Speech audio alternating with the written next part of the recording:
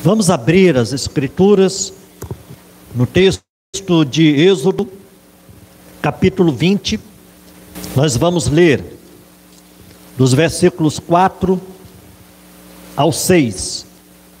Eu peço que os irmãos estejam abrindo, vamos estar lendo juntos esses versículos. E nós queremos estar aprendendo a vontade de Deus com base no segundo mandamento da lei que o Senhor entregou para nós por intermédio de Moisés. Do verso 4 ao 6. Eu vou esperar para que os irmãos estejam abrindo, nós vamos ler a uma só voz. E depois eu peço que os irmãos mantenham suas Bíblias abertas. Leiamos, queridos. Não farás para ti imagem de escultura, nem semelhança alguma do que há em cima nos céus, nem embaixo na terra, nem nas águas debaixo da terra. Não as adorarás, nem lhes darás culto, porque eu sou o Senhor, teu Deus, Deus zeloso, que visito a iniquidade dos pais nos filhos, até a terceira e quarta geração daqueles que me aborrecem, e faço misericórdia até 1000 gerações daqueles que me amam e guardam os meus mandamentos. Amém, amém. Que o Senhor esteja aplicando a sua palavra em nossos corações, irmãos. Queridos, nós entendemos que o culto em muitas igrejas de hoje tem se constituído uma grande preocupação. Há muitas áreas em que as igrejas elas estão correndo um risco, um grande perigo de estarem se desviando da palavra do nosso Deus. Nós temos percebido em muitas celebrações por aí afora, e quando eu falo de igreja, eu uso um termo genérico, a igreja de um modo geral. Temos percebido a presença de muitos objetos e de muitos rituais em meio a essas celebrações. E isso tem chamado a atenção de muitos líderes, principalmente daqueles que têm tido o zelo, o cuidado de estarem conduzindo suas comunidades conforme a vontade de Deus. Então nós percebemos a presença, queridos, de muitas imagens de esculturas, a presença de painéis, a presença do sal grosso, da água ungida, de danças coreográficas, momentos de regressão, momentos de exorcismos, shows por aí afora, muitas coisas que têm sido incorporadas ao culto, à celebração de Deus. E o maior objetivo dessas inovações em muitas dessas igrejas é o de atrair espectadores, é o de atrair pessoas, o de fazer aquilo que eles querem nessas celebrações, nesses cultos que deveriam ser ao único Deus verdadeiro registrado nas Sagradas Escrituras. Portanto, queridos, nós devemos ter muito cuidado quando nós falamos sobre o culto a Deus. Por que eu estou falando isso? Porque a gente percebe que nos 2 primeiros mandamentos da lei de Deus, essa tem sido a tônica, queridos. Essa tem sido a preocupação de Deus para com o seu povo, para com a sua comunidade. É com muita tristeza que nós percebemos uma mudança radical nesses cultos, que tem deixado de ser teocêntricos para serem antropocêntricos.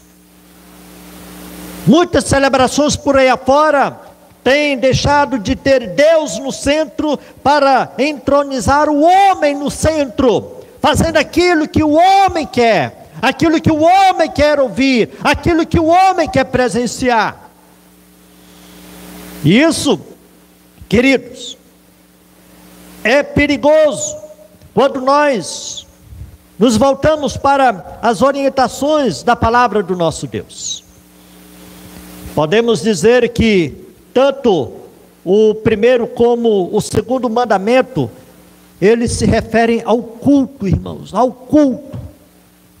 O primeiro mandamento, que está aí no versículo 3, diz assim: não terás outros deuses diante de mim. E aí, a partir do versículo 4, você tem o segundo mandamento. Então, o primeiro mandamento, queridos, ele trata do objeto do culto, o Deus vivo e verdadeiro.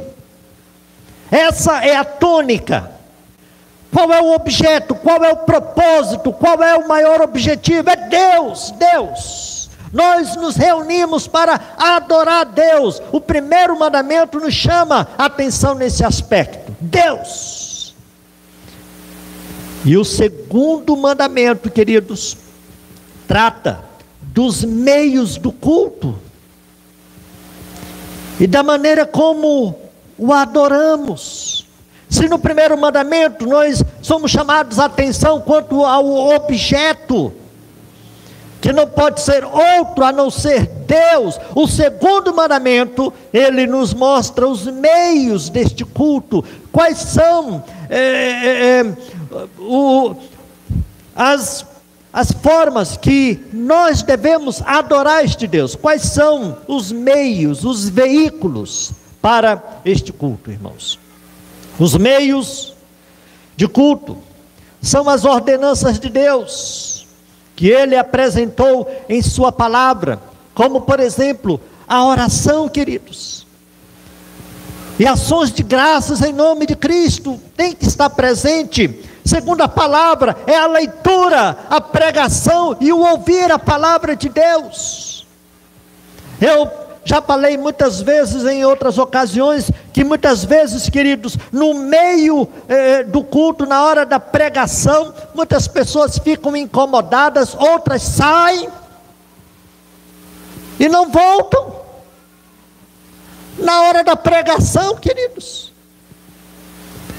como se o culto tivesse terminado depois daqueles cânticos, depois do louvor. E eu tenho percebido isso por aí afora, queridos.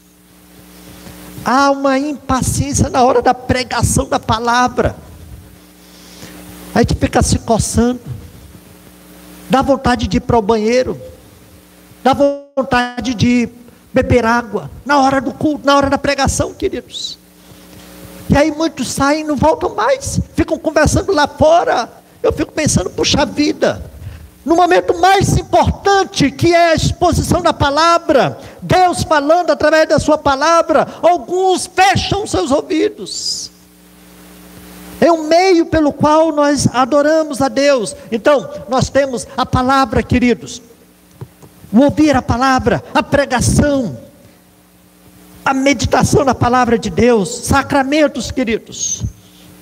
Quando nós administramos e recebemos os sacramentos, o batismo, a Santa Ceia, são meios que Deus, Ele instituiu para se fazer presente no culto. Também a disciplina na igreja, o governo. É importante, queridos, que nós venhamos a ser admoestados através da palavra. E esse é um ponto que muitos não estão dispostos a ouvir ou a receber. A disciplina. E nós sabemos muito bem, queridos, que as 3 marcas da igreja verdadeira, grave isso na sua mente, as 3 marcas: pregação fiel das Escrituras, Segundo, a administração dos sacramentos. E terceiro, a terceira marca, o exercício da disciplina na igreja. Alguns até têm pregação, mas não tem mais sacramentos. Algumas igrejas por aí afora até têm sacramento, mas não tem mais disciplina. Cada um vive do jeito que quer. Não há mais disciplina. Não há mais aquele zelo da pureza dos santos, daquele cuidado para com o seu testemunho lá fora. Então é um meio também, queridos. Então o ministério também, e a manutenção desse ministério, desse serviço, da obra de Deus, do jejum. Nós também podemos lançar mão desse meio, o jejum, os votos que nós fazemos e devemos cumprir. Quantos votos, queridos, são quebrados com Deus? Quantas promessas são feitas diante de Deus e nós quebramos? Principalmente quando nós nos tornamos membros da igreja. Quebramos os votos de fidelidade para com Deus. Então, queridos, esses são os meios pelos quais Deus ele instituiu para que eu e você possamos estar adorando a este Deus. Devemos estar atentando para esses meios, para essas ordenanças que Deus ele coloca diante de nós. Então, quanto a não fazer qualquer imagem de escultura, significa que não devemos tentar representar Deus por meio de objeto material, e nem o adorar através dessas imagens. Nós não podemos, não é necessário estar reproduzindo algo que está acima nos céus, como nos diz a palavra do nosso Deus, nem embaixo na terra, nem nas águas debaixo da terra. Não há necessidade de reproduzirmos materialmente aquilo que é sagrado, queridos. Então, o segundo mandamento, ele proíbe a adorar a Deus por meio de imagens, ou de qualquer outra maneira, não prescrita na sua palavra, queridos. Deus ele não permite. Abra sua Bíblia em Deuteronômio, capítulo 4. Veja que aqui o Senhor ele nos diz nessa passagem bíblica, Deuteronômio, capítulo 4, versículo 15 e 16. Olha que aqui a palavra de Deus nos diz, Deuteronômio 4, 15 e 16. Guardai, pois, presta atenção, pois aparência nenhuma vistes no dia em que o Senhor vosso Deus vos falou em Horebe, no meio do fogo, para que não vos corrompais e vos façais alguma imagem esculpida na forma de ídolo, semelhança de homem ou de mulher. Não façais nada que venha a representar, a trazer a imagem daquilo que Deus ele é diante de nós. Então, queridos, a idolatria proibida no primeiro mandamento tem a ver com o objeto. Quando o homem adora algo que não seja o Deus vivo e verdadeiro.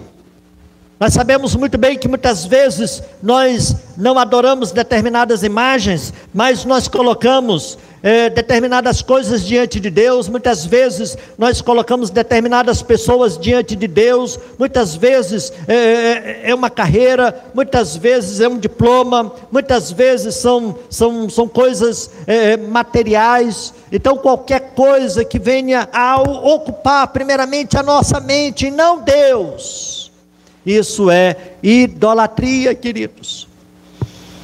Muitas vezes nós criticamos determinados grupos religiosos, mas em outras situações nós somos tanto quanto idólatras como esses que fazem parte de determinados grupos por aí afora, queridos. E portanto nós devemos estar deixando de lado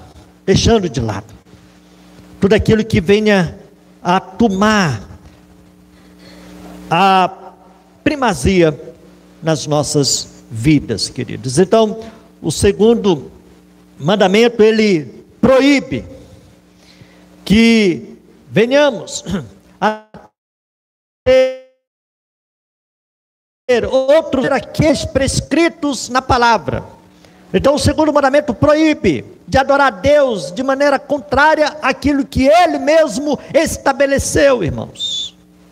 Não é permitido fazer qualquer imagem ou representação de Deus. Sabe por quê, queridos? Porque Ele é infinito.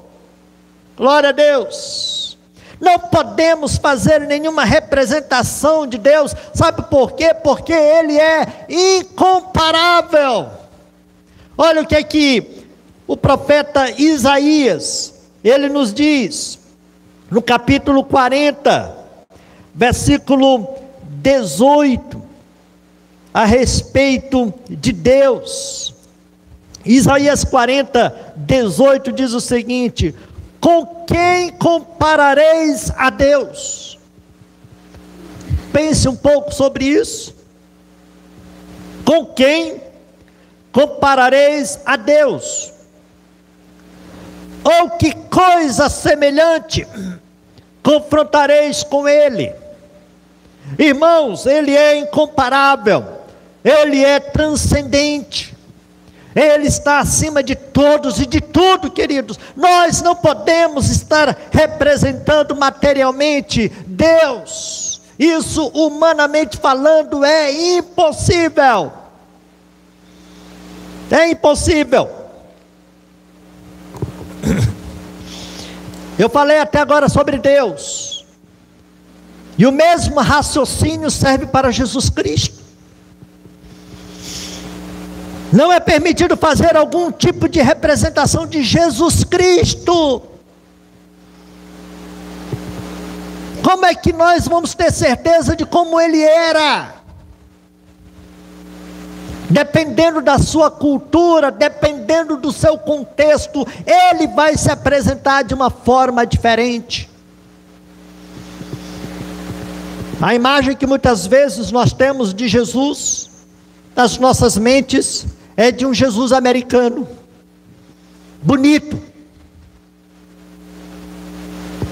cabelos cacheados, olhos claros, pele clara, top de linha. Queridos, nós não também podemos fazer alguma representação de Jesus. É verdade que Ele foi tanto homem quanto Deus, mas a Bíblia ensina que Ele é mais belo, Ele é mais formoso do que os filhos dos homens. Aleluia. Salmos, livro dos Salmos, de número 45. Olha como é que o salmista descreve Jesus, irmãos. Ah, queridos, é diminuir a imagem de Jesus. Salmos, o Salmo de número 45, versículo 2, diz assim: Tu és o mais formoso dos filhos dos homens, nos teus lábios se extravasou a graça, por isso Deus te abençoou para sempre. Glória a Deus. Irmãos, Ele é muito mais formoso do que qualquer figura humana que possa surgir diante de nós. Aquela imagem que a gente tem muitas vezes, que aparece nas redes sociais. Irmãos, se aquela imagem é bonita, lhe chama a atenção, Jesus é muito mais formoso do que aquela imagem. Amém, queridos? Ele é muito mais belo. Ele é muito superior a qualquer tipo de representação. Então, queridos, é mesquinhez nós reduzirmos Jesus a determinadas figuras que aparecem na nossa mente. É por isso que aqui no segundo mandamento, Deus, Ele é muito claro a respeito disso. Então é impossível sabermos como Ele era, e portanto qualquer representação dele será mera adivinhação. Mera adivinhação. Por mais que você seja fiel a determinados relatos bíblicos, você incorrerá em erros. Por isso que o Senhor, Ele deixou bem claro: não farás para ti imagem de escultura, nem semelhança alguma do que há em cima nos céus, nem embaixo na terra, nem nas águas debaixo da terra. Não façam isso. Isso vai se constituir em idolatria. Então, irmãos, quais são as premissas que estão compreendidas no segundo mandamento? Quais são as ideias que nós podemos destacar? Primeiro, a soberania de Deus sobre nós, irmãos. Ele tem a autoridade única sobre nós, e tem o direito de estabelecer leis para o culto. Ele é o cabeça, queridos.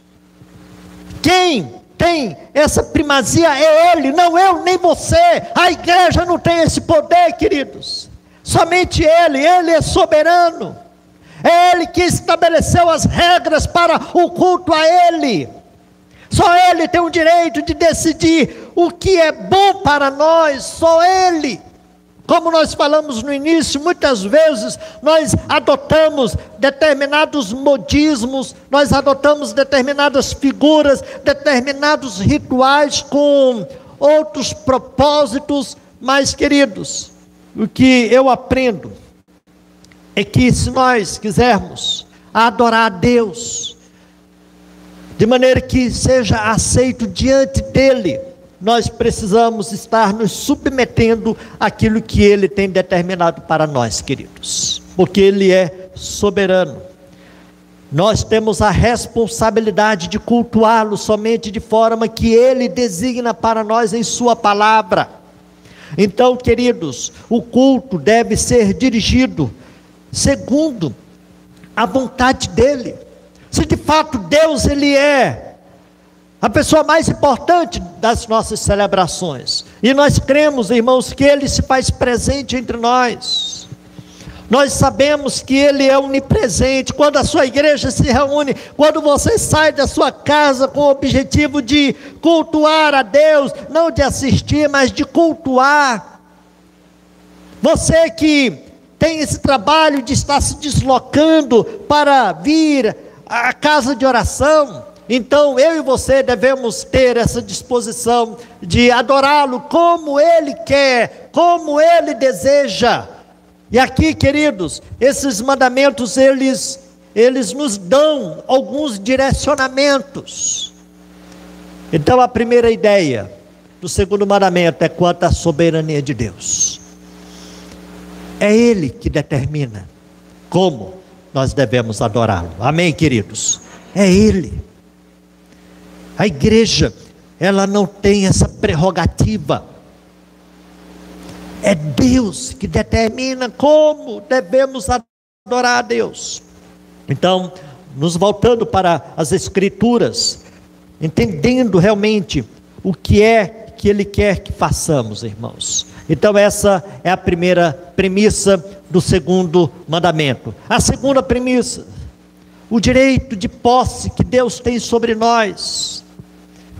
Isso daqui é maravilhoso, queridos. Nós lhe pertencemos pelo direito de redenção. Nós passamos a ser o seu povo. Nós fomos resgatados. Eu e você fomos lavados pelo sangue de Jesus derramado na cruz. Nós passamos a fazer parte do seu povo, da sua família. Então Ele tem um direito de posse sobre nós, queridos. Nós somos o seu povo, nós somos o seu rebanho. Eu me refiro a todos aqueles que já tiveram um encontro pessoal com Jesus Cristo. Então Ele tem esse direito de posse sobre nós. Não somos nós que possuímos a Deus, é Deus que nos possui.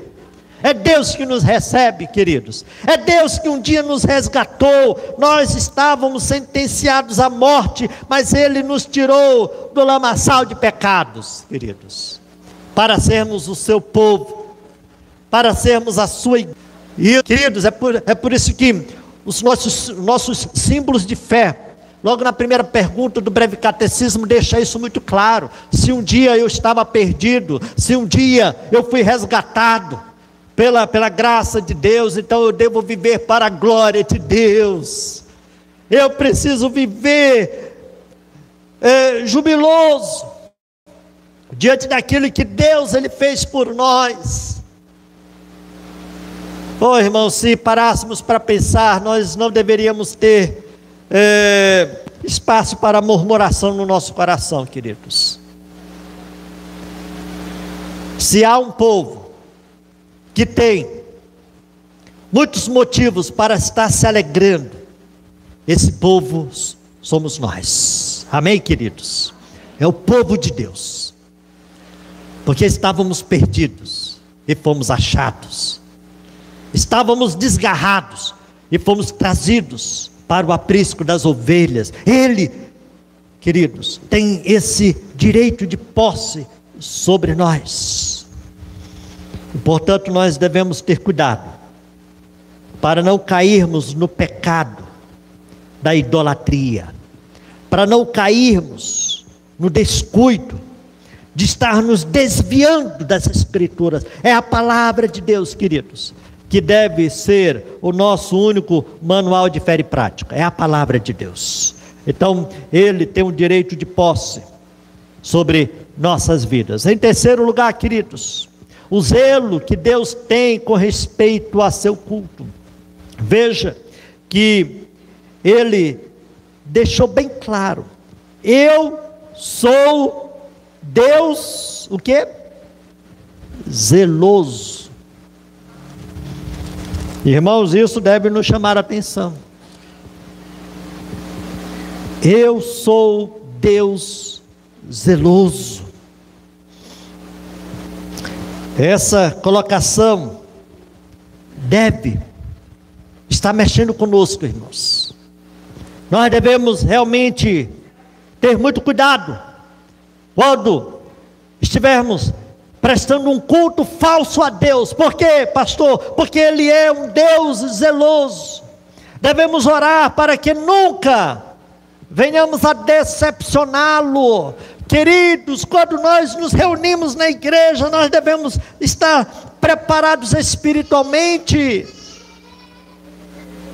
porque muitas vezes nós entramos e saímos do mesmo jeito, queridos, do mesmo jeito. Alguns saem até pior, e a culpa é do pastor Tibério, a culpa é do irmãozinho, da irmãzinha, e a gente não para analisar: será que eu estou me preparando? Irmãos, nós vamos estudar sobre o quarto mandamento. Será que eu estou me preparando, orando? Senhor, me prepara para o culto sagrado. Amolece o coração, faz com que eu fique desarmado. Tem gente que fica armado, só esperando. Vamos ver como é que vai ser, se vai haver algum deslize. Vamos ver se o grupo vai cantar afinado ou não. Tem gente que está tão assim preocupado com detalhes, com coisas pequenas, que acaba perdendo a grande oportunidade de adorar a Deus, independente do nó da gravata do pastor, independente da afinação de um ou de outro. independente quem está anunciando e pregando a palavra, eu quero adorar a Deus, porque Ele se faz presente aqui entre nós. A palavra de Deus, a oração. Você chega despreparado espiritualmente, e aí só Deus agindo, operando, porque a nossa mente está cheia de coisa. A nossa mente está tão preocupada com negócios, com o placar do jogo, não é? A gente está abatido, nosso time perdeu, e aquela jogada não poderia. A gente está tão envolvido com isso que a gente não entra. Esses foram fulminados, mas aparentemente não havia motivos para que, diz assim: Nadab e Abiú, filhos de Arão, tomaram cada um o seu incensário e puseram nele fogo, e sobre este incenso ordenara. Então saiu fogo de diante do Senhor e os consumiu, e morreram perante o Senhor. Aparentemente eles estavam preparados para oferecer o seu sacrifício para o Senhor. Aparentemente tudo direitinho, queridos, mas o texto deixa bem claro que eles ofereceram sangue estranho. Irmãos, isso significa que aparentemente, preste bem atenção,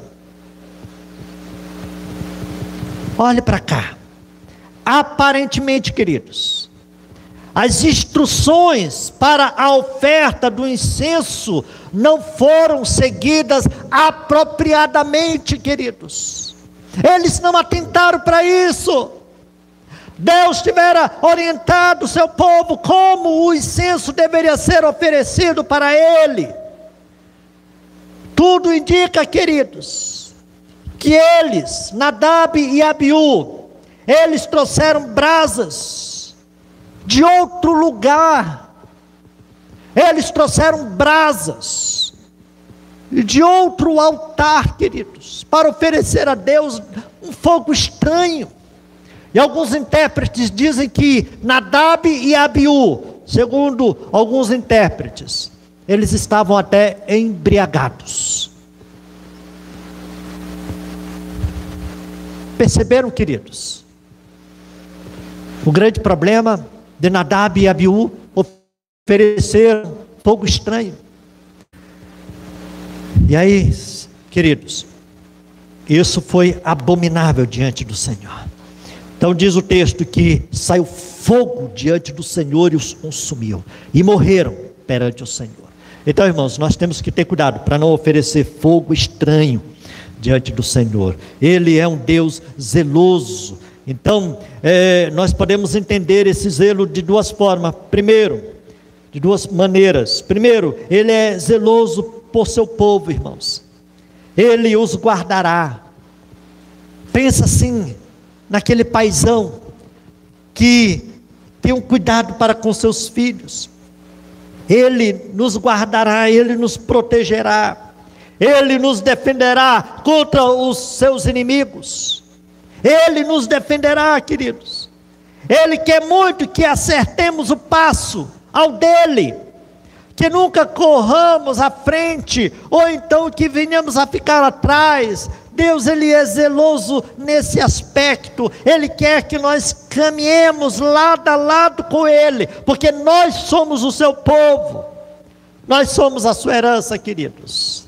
Então, é esse o zelo que Deus Ele tem para conosco, para que assim nós venhamos a ser guardados pelo seu amor. Ele tem esse cuidado, é nesse aspecto em primeiro lugar, esse zelo do Senhor para com você. Deus, Ele te ama, Deus, Ele quer que você caminhe segundo a vontade dEle, e muitas vezes Ele usa a vara para bater, para que a gente possa voltar para o caminho certo. Ele é um Deus zeloso por seu povo. E o segundo aspecto, queridos, desse zelo para com Deus é que Ele tem ciúmes do seu povo, no sentido de que não quer que prestem culto a imagens gravadas ou esculpidas, nem que adorem deuses falsos, ou corram atrás das coisas que os distanciam dele próprio. Ele não permite que isso aconteça.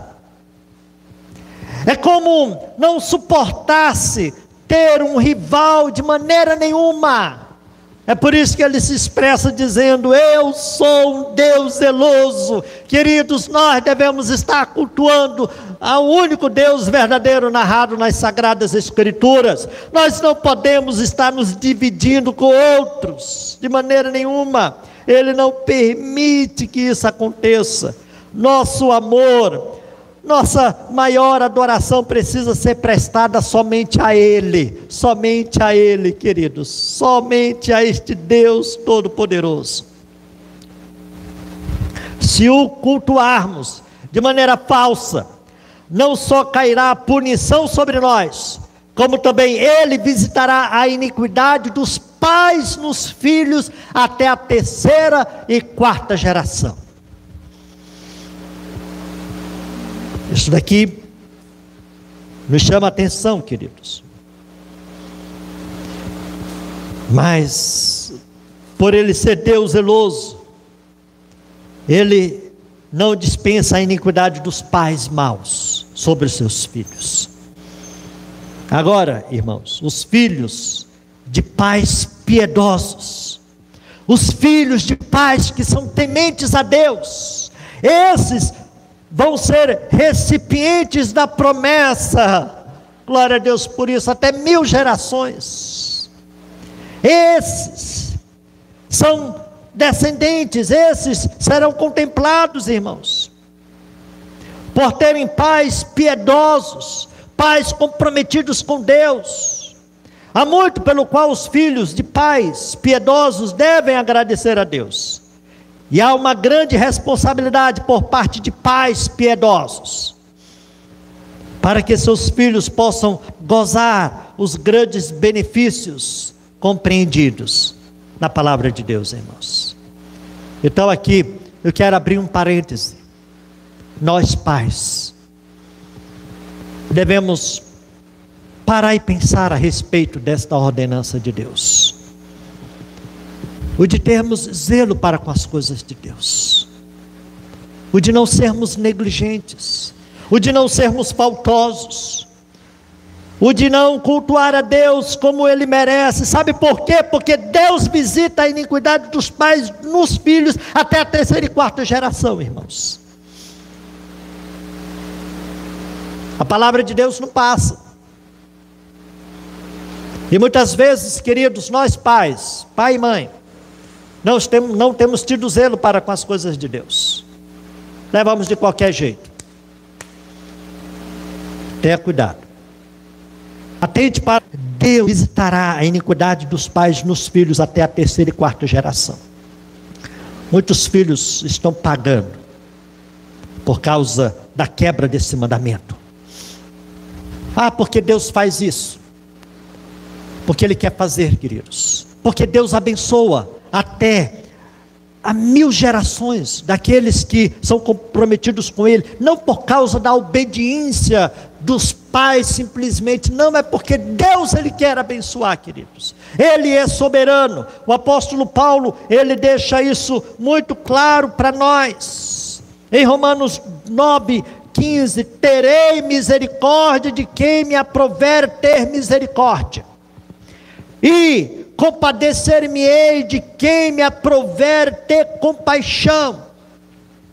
Então é importante que primeiramente nós façamos o dever de casa. Vamos, queridos, estar adorando a Deus como Ele merece. Vamos ter compromisso com Deus. Vamos ter cuidado para com a adoração a Deus. Vamos realmente estreitar a nossa relação com Deus. São abençoados por Deus por causa de uma das partes que tem compromisso com Deus. Irmãos, aquilo que Deus tem conosco, Ele estende para os nossos descendentes. É claro que isso não quer dizer que os nossos filhos serão salvos. Eles terão que realmente ter um encontro com o Senhor Jesus, eles realmente terão que assumir o compromisso com Deus. A minha salvação não vai alcançar os meus filhos de maneira nenhuma, queridos.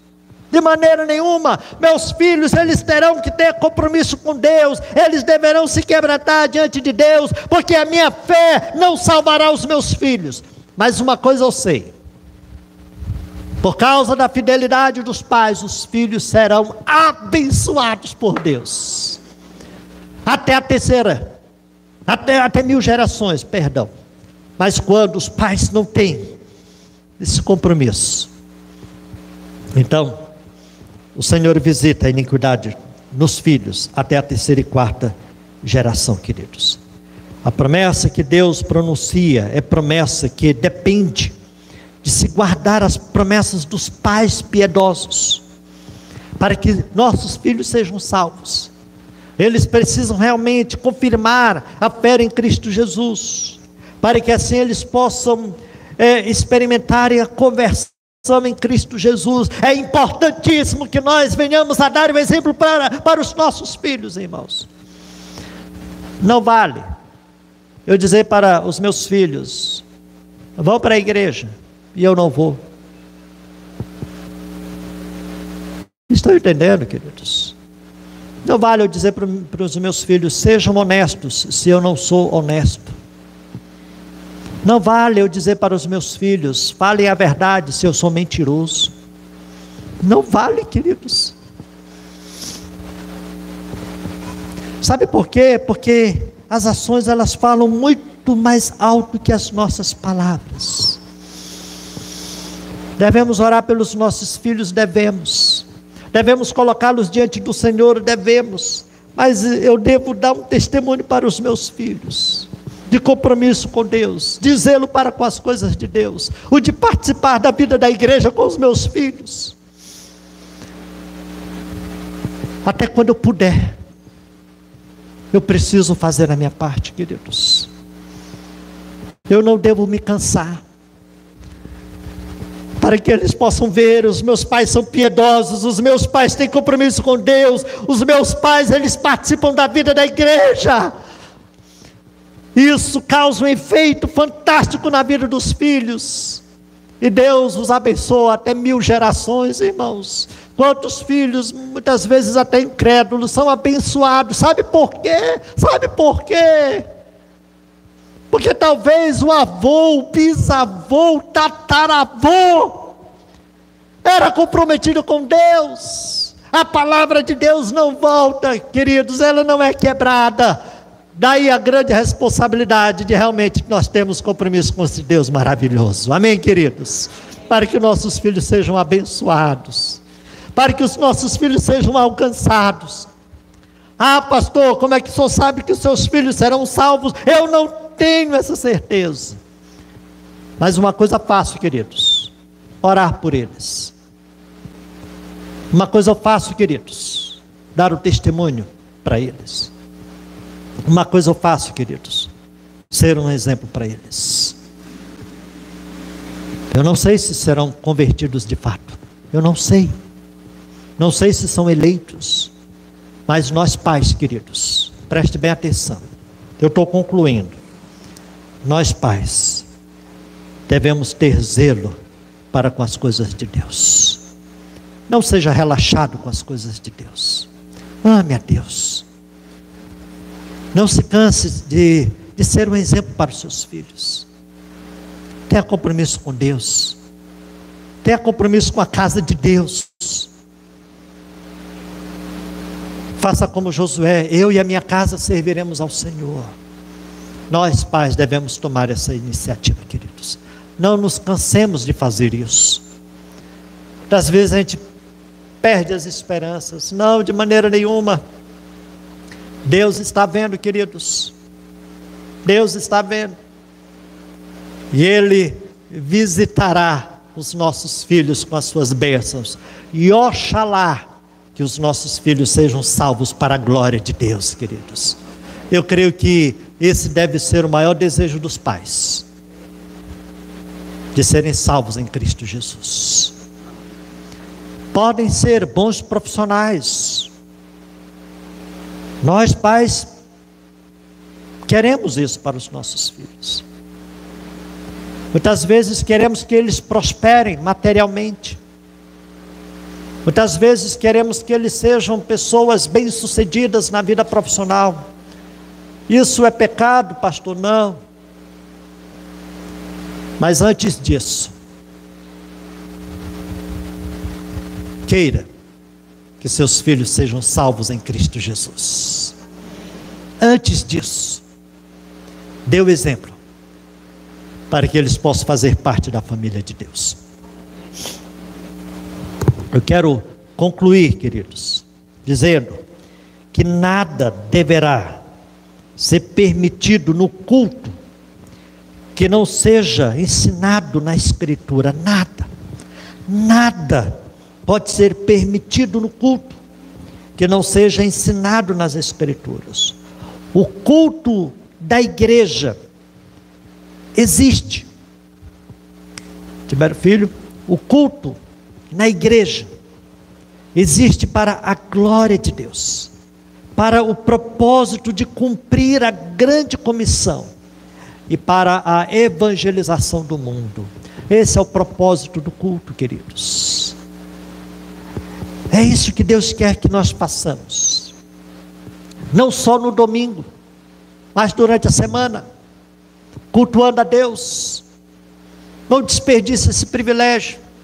Que toda a celebração seja para a glória de Deus, seja o culto da quinta, seja a escola bíblica dominical, seja um culto no lar, tudo deve ser para a glória de Deus, para o propósito de cumprir a grande comissão, seja para a evangelização do mundo. Que Deus, queridos, nos abençoe. Amém.